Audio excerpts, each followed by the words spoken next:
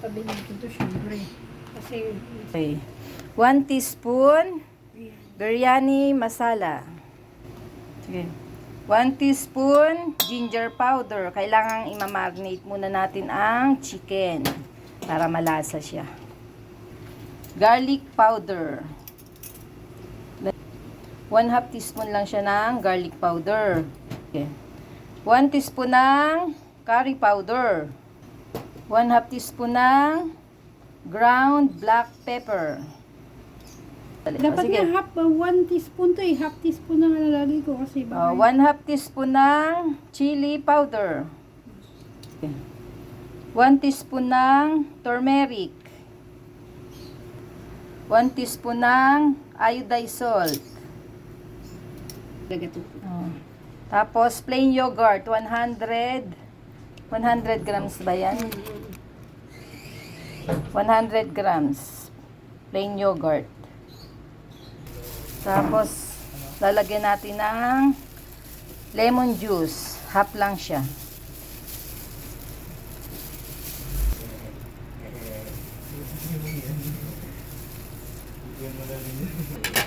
Tapos halo-haluin na natin siya.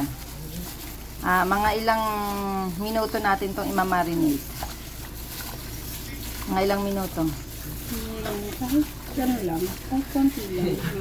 Ano? 15 minutes? 15 minutes. Mga 15 minutes daw siya na imamarinate. Walang naman doon kung kalahating oras dito. Half teaspoon na lang sabihin mo doon. Ayan. Lalagyan natin uli ng turmeric kasi kukunti siya. Mga 3 grams ito. Yung isang ganito.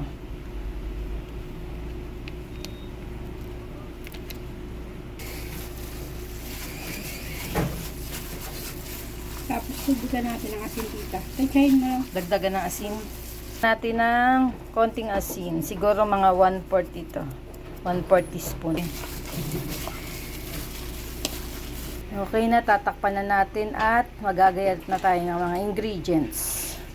Gagayatin na kasi natin ang mga sibuyas. Maraming sibuyas. Ayan na, magbabalat na tayo ng sibuyas. Ilan sibuyas lahat yan? 8 sibuyas kasi pa-fried natin yan. Okay, ganyan daw ang gayat ng onion.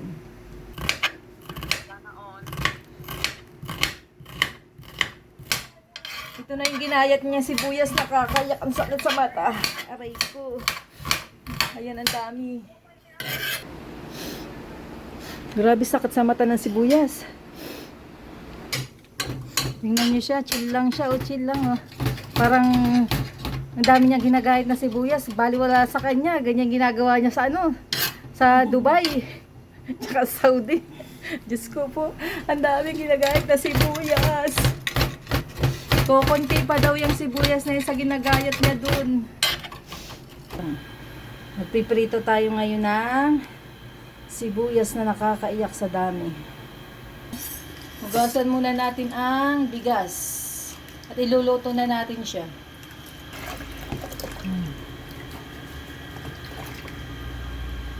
Di ba naluluto pag sa rice cooker? Iluluto, parang kalahating oras din. Luluto natin ito ng mga pakukuluin daw ito. Sasalain pa raw ito. Halagyan ng star anise, mga 2 pirasong star anise. Tapos isang cinnamon bark. Asin.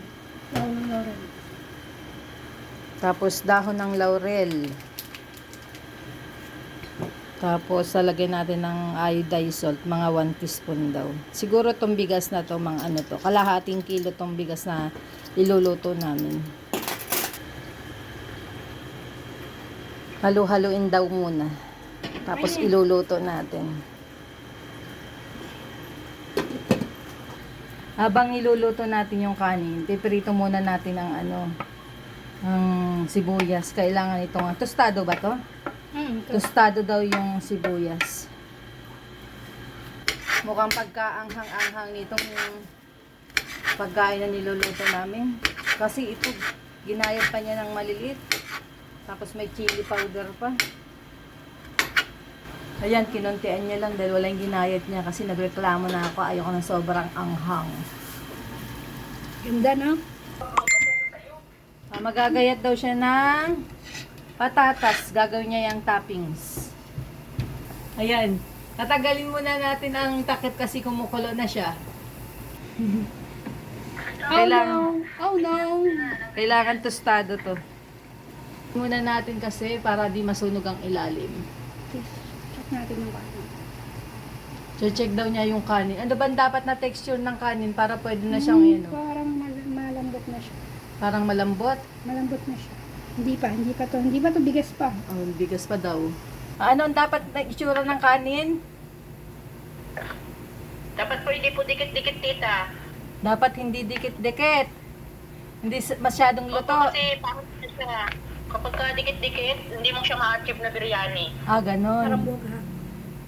Parang medyo hilaw-hilaw ng bahagya, yung parang pain-in. Opo, tita, kasi po lulutuin sa pulit yan eh. Ah, sige. Ilalagay po yung manok, ilalagay din po yung manok. Yun nga ang Kamasamahin. ginagawa ko. Ah, okay. Yun nga ang ginagawa ko. Dapat kasi medyo ano to. Hindi naman Sige. yung sobrang ano. Yung parang masasabi mo na. Bakit na? Pengi akong isa.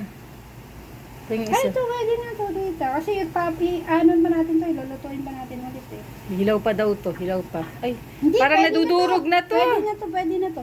Pwede na to. Pwede na to. Yan, i-drain natin ang kanin. Tanggalin natin yung tubig niya. Dito natin siya lulutuin.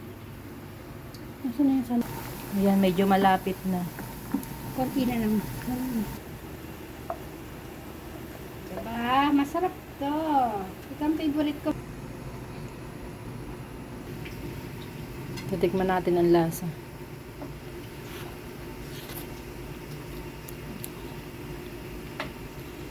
Masarap ang lasa, manamis-namis.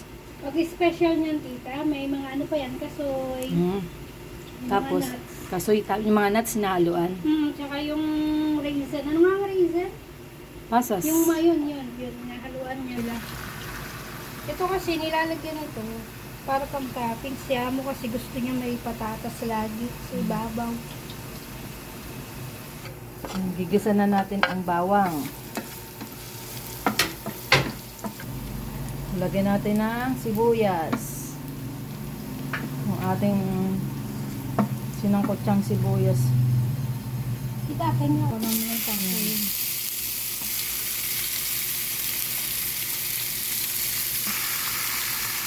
Ano lang yung parang pumadaan mo sa kanang tita? Parang ano daw, halu-haluin. Hindi na sunog yung sibuyas sa atin pag hindi dito yun.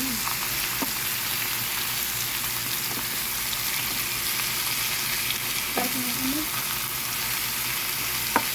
Mabilis na luto lang daw. Hindi, ano lang, tapos saka natin lalagay yung Ano? sauce. Sasangkot siya lang ng bahagya yung ano, yung manok. Bago ilalagay yung pinagbabaran pa, yung natira. 3/4 cup. Yan, lalagyan natin ng tubig yung pinagbabaran. Kasi ilalagay natin sa chicken yan. Mga 3/4 cup daw yung tubig. Depende daw sa dami ng niluluto yung tubig. Kasi itong chicken na niluto namin, 1 kilong manok yun. Iba kasi half talaga sila. Nagamit tayo ng rubber scraper kasi sayang yung ano eh. Yung mga mga ingredients niya, mga seasoning para lahat ay masama. Yan na, okay na yung chicken. Lalagyan na natin ng ano. Lagyan na natin yung tubig.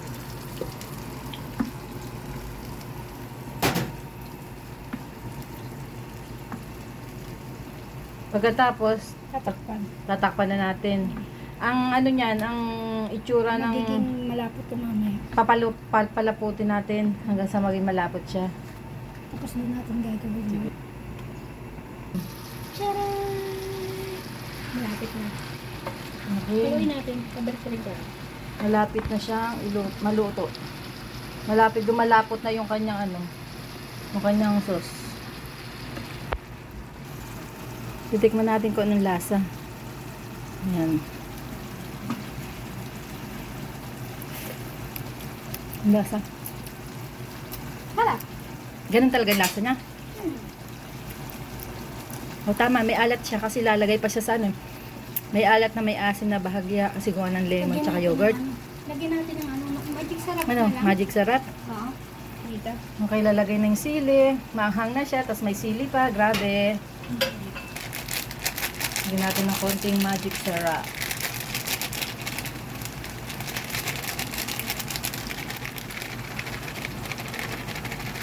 Ayan, okay na. Tama na. Ayan, iga na siya, naiiga-iga na. Tama na. Kaya halo na natin sa kanin.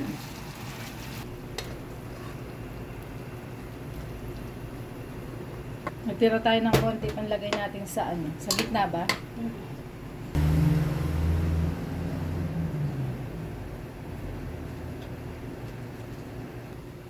Ayan. Parang kalahati lang muna yung ilalagay mo. Parang Hindi sobrang lalagay kalahati. natin yan kasi lalagay ko sa gitna para lumasa. Hatiin natin. Para lumasa. Sige, hati.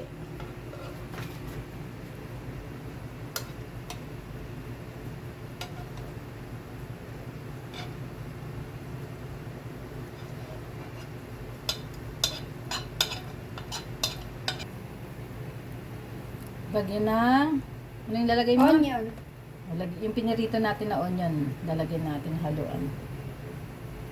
Tapos ilagay na natin yung ano, yung natitirang kanin.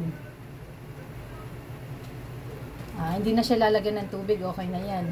Hindi, paiinin na lang. Papaiinin na lang siya. Mahinang apoy na lang yan. Oo, mahina na lang. Low fire. Sige.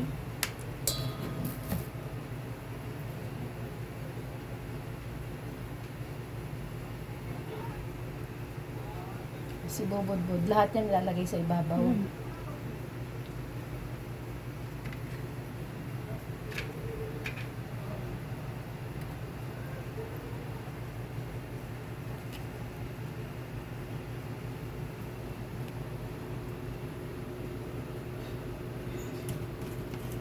Ang ating chef.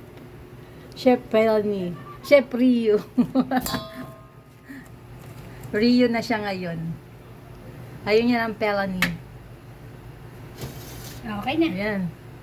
Luluto na natin yan. Mahinang apoy lang kasi iin-inin. Yan. Kung may food color ka, pwede mo siyang lagyan ng food color.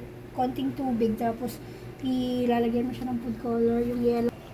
Dahil wala tayong aswete, nag-ano lang tayo ng food color na red and yellow. Lalagyan natin na ng food color. Dito, pag ano. Bakit parang di ba ito tama? Ayan, may usok na lumabas. Konti na lang. Konti 5 pa. minutes. Ito yun. Ayun, tanggalin na natin. Ayan. Para minutes Hahaluin na natin. Sige. Sige, uuwi na lang ako, sabi ko. Ngayon, maya tinawag niya ako, sabi ni sir, mahirap daw kung uuwi ako. Wala Tatanggalin daw muna kasi sa natin yung kanila. ano, patatas. Kung ayaw ko daw umuwi. Tatanggalin muna natin yung patatas. Tapos hahaluin natin dito sa... Hindi ka pwede nito maganda. So, ayan, hawakan mo.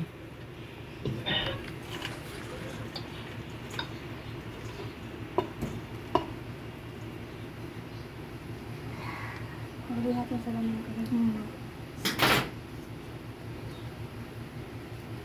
Yan, wag mong kayuri yung ilalim, nastusta na. Ganyan talaga. O, ganun. Oo. Medyo natusta. Ganun pala yung ilalim na, tutusta. Yun yung sinasabi ni Grace na yung manok, natural yan. Hindi natin yung control. Ganun talaga ang pagluluto nito. Okay. Aka na, kayuring ko. Ayun mo. Ano mga natin to eh? Nakahaluin lang muna natin siya.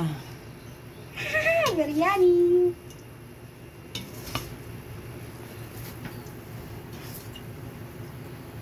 Medyo orange yung aming nagamit na ano. Medyo nagdaparami ang red na Hindi, color okay ko. lang, okay lang. Walang problema yan.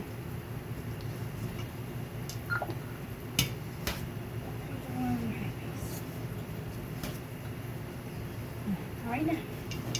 Kung gusto mo dito na lang, hindi na gamit mo to, di ba? Okay na.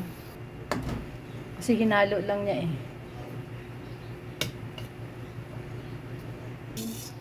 Okay na ang ating chicken biryani. Titikman na natin kung anong lasa. Titikman na natin ang ating chicken biryani.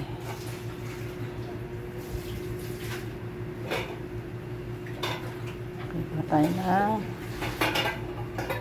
patatas.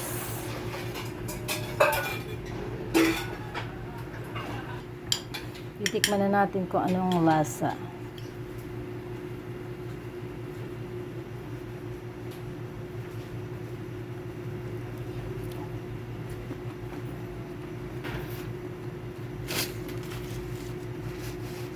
Sarap. Sarap ng lasa.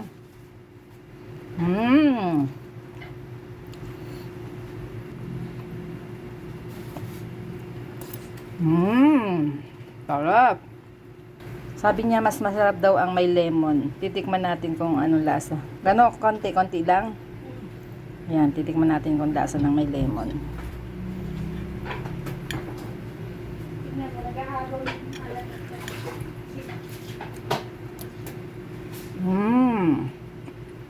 Sarap nga.